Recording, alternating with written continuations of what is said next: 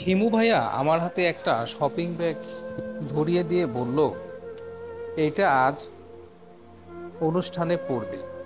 হুম, পরবো। আপনার উপহারগুলো না আমার কাছে খুব স্পেশাল লাগে, তাই বুঝি? হ্যাঁ। আচ্ছা তানু, আমার উপহার স্পেশাল লাগে আমাকে, তোর কাছে কেমন লাগে পরে বলবো, এখন আসি। হুম। হিমু ভাইয়ার এই প্রশ্নের উত্তর নেই আমার কাছে, তাই পালিয়ে চলে এলাম। সত্যি কি কেমন লাগে আমার কাছে?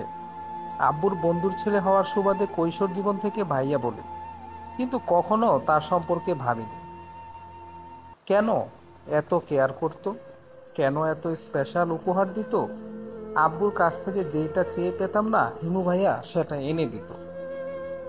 কখনো মুখ ফুটে বলিনি কেন এনে দাও, আমার এগুলো চাই না, কিন্তু বলতাম না, শুধু নিয়ে যেতাম। কখনো নিয়ে যাওয়ার পরিবর্তে কিছু দেই নাই। রুমে এসে বিছানায় বসলাম, ব্যাগটা খুলে দেখলাম একটা শাড়ি, নীল রাঙা শাড়ি।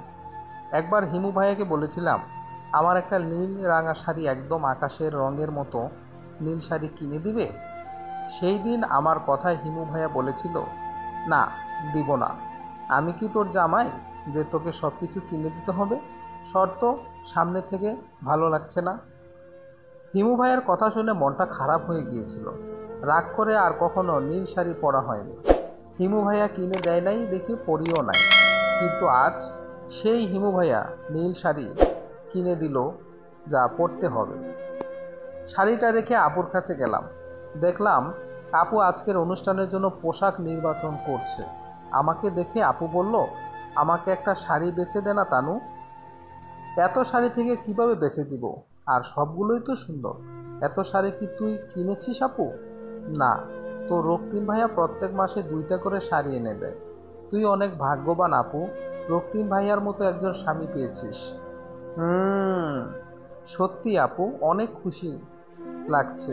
রক্তিম আমার আপুকে খুব সুখীতে রেখেছে, যেখানে ভালোবাসার কোনো কমতি নেই। আমার আশাটা এখানে ঠিক হয়নি। আমাকে দেখে হয়তো ওর পুরনো কথা মনে করে দেয়। চলে যেতে হবে এখান থেকে। আমি চাই না এখানে থাকতে। আমার আপুর জীবনটা আমার জন্য নষ্ট হয়ে যাক, এটা কখনোই চাইব না। হঠাৎ করে রক্তিম রুমে এসে আপুকে বলল, নেহা, তোমার জন্য এই ব্যাগে একটা শাড়ি আছে, শাড়িটা দেখে বলো কেমন হয়েছে। পছন্দ না হলে বলো, ফিরিয়ে দিয়ে আসবো। কথাটা বলে থেমে গেল। আমাকে দেখে বলল, তুমি এখানে তানু? আপুর সাথে কথা বলতে এলাম। ও, বসো, কথা বলো। আর নেহা, তুমি আমাকে শাড়িটা দেখে বলো কেমন হয়েছে। রক্তিম ওয়াশরুমে চলে গেল, আর আপু শাড়িটা বের করলো। লাল রঙের জামদানি শাড়ি, আপুকে পরলে বেশ মানাবে। আপু আমাকে বলল, কেমন হয়েছে রে তানু? আমি বললাম, অনেক সুন্দর হয়েছে, তোকে পরলে অনেক ভালো লাগবে।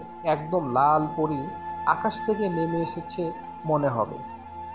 আপু বলল, হয়েছে হয়েছে, আর বলা লাগবে না। একটা কাজ কর, এখান থেকে একটা শাড়ি নিয়ে যা। আমি বললাম, কেন? আপু বলল, তোর জন্য। তুই কি পরবি? আমি বললাম, আপু, নিজের জিনিসটা খুব যত্ন করে রাখতে হয়, কাউকে তার ভাগ দিতে হয় নেই। আবু বলল, কিন্তু তুই তো আমার বোন। আমি বললাম, তো কি হয়েছে? এগুলো তো সব তোকে রক্তিম ভাইয়া ভালোবেসে কিনে দিয়েছে, আমাকে কেন দিবি? একদম দিবি না। নিজের জিনিসটা সবসময় আঁকড়ে ধরে রাখবি। যদি একটু ছেড়ে দিস, হারিয়ে যাবে কিন্তু, তাই শক্ত করে ধরে রাখবি। আর হিমু ভাইয়া আমাকে একটা শাড়ি দিয়েছে। আচ্ছা, আমি রুমে যাই।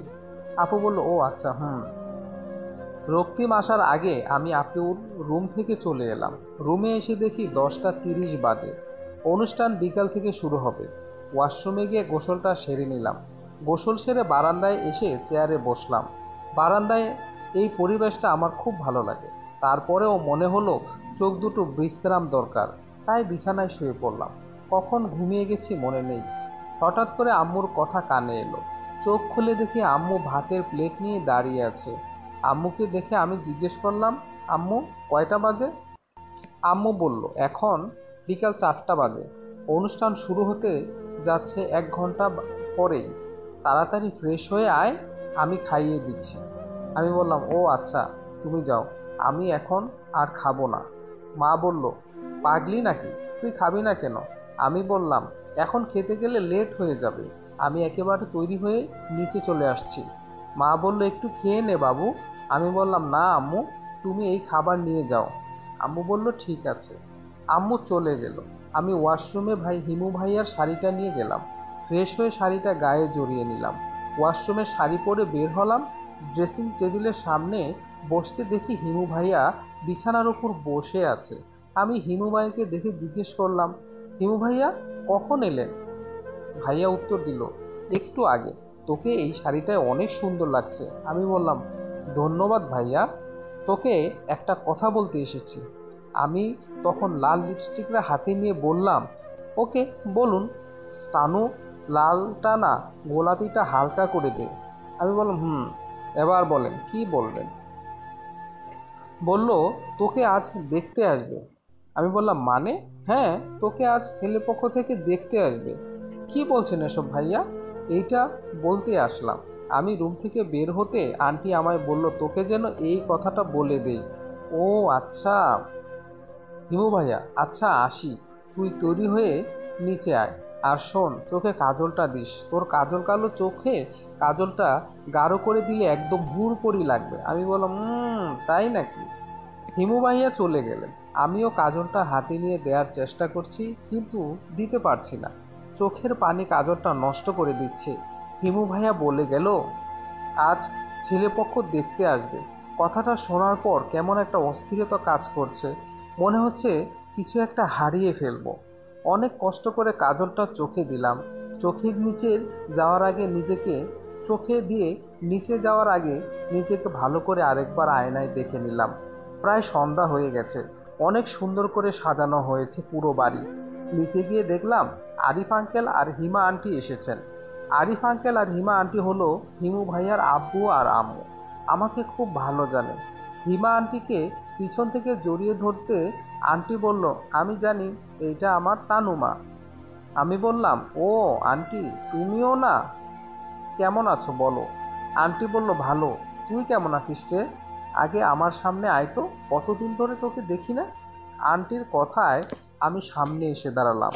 আমাকে দেখে বলল, কত শুকিয়ে গেছিস তুই, ওইখানে গিয়ে বুঝি একদম খাওয়া দাওয়া করিস না? ওহো ওহো, এইসব বাদ দাও তো, আগে বলো তো আমাকে কেমন লাগছে। আন্টি বলল, খুব সুন্দর লাগছে, বউ বউ লাগছে। আমি বললাম, এখন শুধু একটা জামাইয়ের দরকার। কি বলো হিমা? কেমন আছো আঙ্কেল? আমি জিজ্ঞেস করলাম। আঙ্কেল বলল, ভালো আছি রে মা, তুই কেমন আছিস? কত বছর পরে দেখলাম। আমি বললাম, আমিও ভালো আছি। আচ্ছা, তোমরা কথা বলো, আব্বু আর আম্মুর সাথে আমি একটু আসছি। আন্টি আঙ্কেলকে বলে এক কোণে চলে এলাম আমি। নিরিবিলি এখান থেকে সব স্পষ্ট দেখা যাচ্ছে। হঠাৎ করে দোতলার সিঁড়ির ওপর পড়ল। সবার চোখ ওই আলোর ওপর। আমিও তাকালাম। দেখলাম আপু, রক্তিম আর নিহারিকা নিচে নেমে আসছে। তিনজনের পোশাকের রং এক লাল রঙের। তিনজনকে খুবই সুন্দর লাগছে। নিচে নেমে এলে সবাই ওদের অভিনন্দন জানাচ্ছে। 1 বছর 2 বছর নয়, ছয়টি বছরের সংসার। আমি চুপচাপ দেখতে লাগলাম। হিমু ভাইয়া আমার পাশে এসে দাঁড়ালো। আমাকে বলল, কষ্ট হচ্ছে তানু? আমি বললাম, আমার আপুর সাথে আমি কখনো হিংসে করিনি জানো তো। ভালোবাসাটা হিংসে মানে না। যদি হিংসে করতাম তাহলে রক্তিমকে ছেড়ে দিতাম না। আমি বললাম, হ্যাঁ। জানেন হিমু ভাইয়া, কষ্ট পেলে কান্না করতে হয়, আর কান্নাটা দরজা বন্ধ করে করতে হয়। হিমু ভাই বলল, বাদ দে, চল ওদের কাছে যাই। আমি বললাম, চলেন। হিমু ভাইয়া আমার আগে চলে গেল। হিমু ভাইয়া একটা পাঞ্জাবি পরেছে, নীল রঙের পাঞ্জাবি। আমার শাড়ির সাথে তার পাঞ্জাবির রঙটা একদম মিলে গেছে। আমিও হিমু ভাইয়ের সাথে আবুদের কাছে গেলাম। আপু আর রক্তিমকে এগিয়ে আনলাম। তাদের কাছে গিয়ে বললাম, তোমরা তোমাদের জীবনে অনেক সুখী হও। এভাবে সারা জীবন দুজনার পাশে থেকো। সব সময় অনেক অনেক ভালো থেকো। কথাগুলো বলার সময় কেমন গলাটা ধরে আসছিল, তাই বেশি কিছু না বলে চলে এলাম।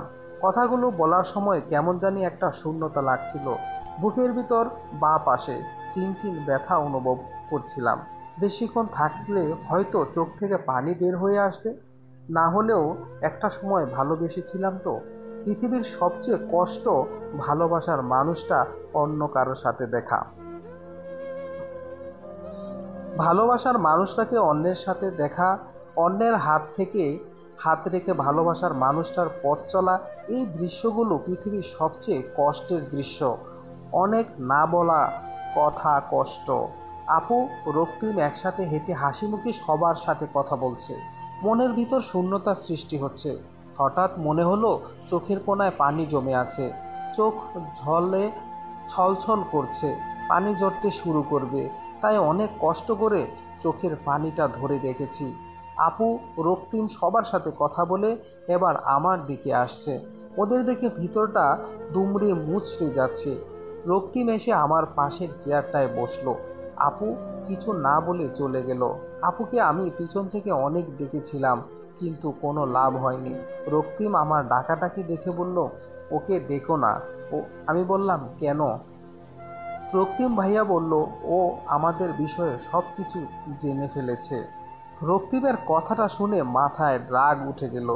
যে আপু সুখে থাকবে দেখে ভালোবাসাটা নিজের করে পাবে বলে আমি আমার ভালোবাসাটা ছেড়ে দিয়ে চলে গেলাম সবার থেকে দূরে, যেন আমার আপুর সংসারে একটুও আঁচ না পড়ে।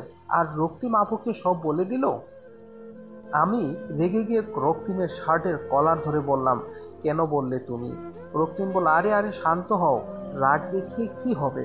আজ তোমায় ছেলেপক্ষ থেকে দেখতে আসবে, আর তুমি রাগ করে তোমার বোনের স্বামীর কলার ধরে রেখেছো। মানুষ দেখলে কি ভাববে? আমি বললাম, তুমি আপুকে কেন বললে আমাদের বিষয়ে? রক্তিম আমার কথা শুনে একটু চুপ করে থাকলো, তারপর আবার বলতে শুরু করলো, তোমার আর আমার সম্পর্ক ভেঙে গেছে 6 বছর হলো, আর নেহার সাথে আমার বিয়ে হয়েছে 6 বছর। আমার একটা মেয়েও আছে। তাদের ছেড়ে তোমার কাছে যাওয়া অসম্ভব। আমার মেয়েটা যখন আমাকে বাবা বাবা বলে ডাকে, তখন মনে হয় পৃথিবীর সব সুখ আমার কাছে আছে। যার দাবিদার নেহাও, ওকে ছাড়া হয়তো আমি অসম্পূর্ণ। মাঝে মাঝে ভাবি তোমার ভালোবাসাটা আমার কাছে যেমন ধূসর হয়ে গেছে, কিন্তু কেন ওই রকম হলো? কেনটা হলো নেহা। নেহার জন্য তোমার ভালোবাসাটা দিন দিন ফিকে হয়ে যাচ্ছে। সকাল হলে নেহার মুখ, আর রাতে ঘুমানোর সময় ও নেহার মুখ দেখে একটা মায়ায় পড়ে গেছি। মাঝে মাঝে তো মনে মনে পড়তো না, কিন্তু কথায় আছে, প্রথম ভালোবাসা বলা যায় না। তেমনি তোমাকে দেখে মাঝে মাঝে ভেতরে ক্ষতটা জেগে ওঠে। আর নেহাকে আমি কখনো কিছুই বলিনি। না বলবো তোমার আর আমার অসমাপ্ত ভালোবাসার কথা কখনো, যখন বলি নেই, আর এখন তো বলার কোনো প্রয়োজন মনেই করি না। এখন আমি তোমাকে না নেহাকে ভালোবাসি শুধু আমাদের মজা করার জন্য। আমি রক্তিমের কথাগুলো শুনে চুপ করে রয়ে গেলাম। সত্যি আপু অনেক খুশি। আজ মনে হচ্ছে নিজের অসমাপ্ত ভালোবাসাটা সার্থক। রক্তিমের কথা শুনে চোখের কোণে পানি জমেছে। রক্তিমের অগোচরে চোখের পানি মুছে বললাম, দুঃখিত রক্তিম, আমি বুঝতে পারিনি। পারলে ক্ষমা করে দিও। বুঝতে আর তুমি কবে পারলে? আর তোমাকে আমি অনেক আগেই ক্ষমা করে দিয়েছি। অনেক বছর হলো তোমার রাগী মুখটা দেখি না, তাই একটু বিরক্ত করলাম। আর নেহা নিহারিকাকে নিয়ে উপরে গেছে। ও ভালো কথা, তৈরি থাকো, আজ তো তোমায় দেখতে আসবে। আমি বললাম, হুম। রক্তিম চলে গেল আমার সামনে থেকে। আজ সময় হয়েছে নিজেকে গুছিয়ে নেওয়ার, নিজেকে একটু সামলে নিয়ে অন্যের সাথে ঘর বাঁধার। অনেক তো অন্যের ঘরে গুছিয়ে দিলাম, এইবার আমারও আখের গোছাতে হবে। রক্তিম আর আপু সবাই ভালো আছে, এবার আমিও না হয় একটু ভালো থাকার চেষ্টা করব। সবার ভালো থাকার মাঝে মাঝে নিজেকে ভালো রাখার জন্য খুঁজে নিব। হিমু ভাইয়ার কথা শুনে আমার ভাবনায় বিহর কাটলো। হিমু ভাইয়া কী যেন একটা বলছে, আর সবাই মনোযোগ সহকারে শুনছে। আমিও সবার মতো হিমু ভাইয়ের কথা শুনতে লাগলাম। হিমু ভাইয়া একটা মাউথ হাতে নিয়ে সবার মাঝে দাঁড়িয়ে বলছে, সবার জীবনে একটা করে মায়াবতী থাকে। আমার জীবনেও আছে, তবে সে মায়াবতী না, সে আমার মায়াপরী, আমার মনের রাজ্যের মায়াপরী। তবে আমার মায়াপরীটা অনেক অবুঝ, সে একদম বুঝতে চায় না। কিন্তু কেউ একজন আমার মায়াপরীকে আমার থেকে নিয়ে যেতে এসেছিল, কিন্তু নিতে পারেনি। মাঝে মাঝে নিজের প্রতি বিরক্ত হতাম। কেন আমি আমার মায়াপুরীকে বোঝাতে পারি না? কি করলে সে বুঝবে? অনেক ভেবেচিন্তে একটা উপায় বের করলাম, সেটা হলো বিয়ে। হ্যাঁ, বিয়ের প্রস্তাব দিলাম। মায়াপুরীর বাবা মা বোন সবাই রাজি। এবার শুধু মায়াপুরী রাজি থাকলে আমি আমার মায়াপুরীকে সারা জীবনের জন্য নিজের করে পাবো। হিমু ভাইয়ার কথাগুলো বলতে বলতে আমার সামনে এসে দাঁড়ালো। আমার সামনাসামনি দাঁড়িয়ে আমাকে বলল, তানু, সেদিন বলেছিলাম না আমার মায়াপুরীটা তোর মতো? সেদিন বড্ড ইচ্ছে হয়েছিল তোর মাথাটা বুকের রেখে বলি তুই আমার সেই মায়াপুরী। সেদিন ঠিক বলতে পারিনি, কিন্তু আজ তোকে বলছি, ভালোবাসি, অনেক বেশি ভালোবাসি আমার মায়াপুরীকে। আমি জানি আমার মায়াপুরীটা খামখেয়ালি, আমায় ভালোবাসবে না, তবু আমি আমার মায়াপুরীকেই চাই। খুব করে নিজের মতন করে আমি আমার মায়াপুরীকে চাই। আর আমার মায়াপুরীটা তুই রে তানু, আমার তানু পাখি। ভালোবাসেন আমায় আপনি? আমি বিয়ে করবি আমায়? হিমু ভাইয়ার কথা শুনে কেন জানি একটা ভালো লাগা অনুভূতি সৃষ্টি হয়েছে। হিমু ভাইয়ার কথায় মনে হচ্ছে আজ আমি আমার গল্পের তুমি তাকে খুঁজে পেলাম। রক্তিম তো আপুর সাথে ভালো আছে, আমি না হয় হিমু ভাইয়ার মাঝে আমার সুখটা খুঁজে নিব। যে মানুষটা আমার অজান্তেই আমাকে এত ভালোবেসে গেছে, আর যাই হোক, তাকে ভালোবেসে কখনোই ঠকবো না। কিরে মায়াপুরী, আমার তানু পাখি, বল, কিছু একটা বল, বিয়ে করবি আমায়? হিমু ভাইয়ার কথায় ভাইয়ার দিকে তাকিয়ে দেখি ভাইয়া আমার দিকে অসহায়ভাবে তাকিয়ে আছে। এই মানুষটাকে অসহায়ভাবে কখনো দেখিনি, আজ তাকে দেখছি, তাই আমিও মাথা নাড়িয়ে হুম বলে দিলাম। একটা কথা বলবো তানু? আমি বললাম হ্যাঁ। তখন তিনি বললেন, আমাকে আমার বুকের বাঁ পাশে মাথা রেখে একবার বলবি ভালোবাসি। আমি বললাম, ও মা, তাড়াতাড়ি আসো, আমাদের দেরি হয়ে যাচ্ছে। একটু দাঁড়া বাবা, তোর বাবা কোথায়? গাড়িতে, তুমি আসো তাড়াতাড়ি। আসছি। সেদিন হিমু ভাইয়াকে বলিনি ভালোবাসি, কিন্তু তার বুকে মাথা রেখে 10টা বছর পার করে দিলাম। কিন্তু হিমু ভাইয়া আমাকে অনেক ভালোবাসা দিয়েছে। আমাদের একটা ছেলেও আছে, তিলক, আমার আর হিমুর ভালোবাসার চিহ্ন। আজ আমি আর হিমু ভাইয়া আমাদের বাড়ি যাচ্ছি। আপুর বাসায়ও খাওয়া যাওয়া হবে, কিন্তু সেদিনের মতো একা না, আমার স্বামী আর সন্তানকে নিয়ে যাব। তিলক এর সাথে কথা বলে বাসা লক করে চলে এলাম। গাড়ির ব্যাকসিটে যখন বসতে যাব, তখনই হিমু ভাই আমাকে বলল, তোমরা সবাই ব্যাকসিটে বসে কি প্রমাণ করতে চাও আমি তোমাদের বেতনমুক্ত ড্রাইভার? ওহো, আপনার আর ঝগড়া করতে হবে না, আমি আপনার সামনে এসে বসছি। আমি সামনের সিটে বসার পর হিমু ভাইয়া আমাকে বলল, কিরে তানু, তুই জানিস তো তোকে পাশে না পেলে আমার চলে না, আর তুই আমাকে ছেড়ে ব্যাক সিটে কেন বসতে গেলি? আসলে তিলক একা বসবে, তাই আমি ওর সাথে বসতে চাইছিলাম। হয়েছে তো অজুহাত। আমি জানি তুই আমায় এখনো মেনে নিতে পারিসনি। কে বলল আপনায়? তাহলে বল ভালোবাসি। আমি আর কিছুই বললাম না, চুপ করে বসে রইলাম। কেন জানি হিমু ভাইয়াকে ভালোবাসি বলতে পারি না। আমি চুপ করে আছি দেখে হিমু ভাইয়া বলল, আমি জানি তুই বলতে পারবি না, তারপরেও তোকে পেয়েছি, এটাই অনেক। কথাটা অনেক তীরের মতো লাগলো, তাই চোখ বন্ধ করে হিমু ভাইয়াকে বলে দিলাম, ভালোবাসি, অনেক বেশি ভালোবাসি আপনায়। হিমু ভাইয়া আমার কথা শুনে হিমু ভাইয়া আমার কথা শুনে মুচকি মুচকি হেসে গাড়ি চালাচ্ছে। আমি তার পাশে বসে আছি আর পিছে আমার ছেলে বসে আছে। আজ নিজেকে অনেক হালকা লাগছে। সেদিন না বলা কথাটা আমি আজ বলে দিলাম। হঠাৎ মনে হলো আমার হাতের উপর হিমু ভাইয়া হাত রেখেছে। আমিও হাতটা শক্ত করে ধরলাম। এই হাতের উপর হাত রেখে বাকি জীবনটুকু বেঁচে থাকতে চাই। সমাপ্ত।